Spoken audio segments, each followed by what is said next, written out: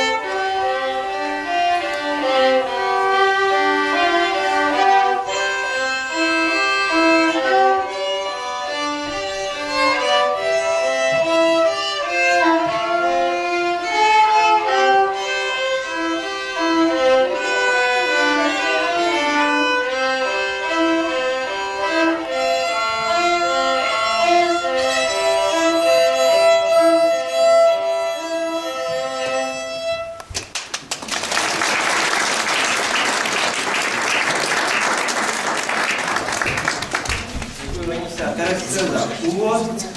Jako další se nám představí Adam Ševěček se dvěma písničkama Běžela ovečka a stála basa.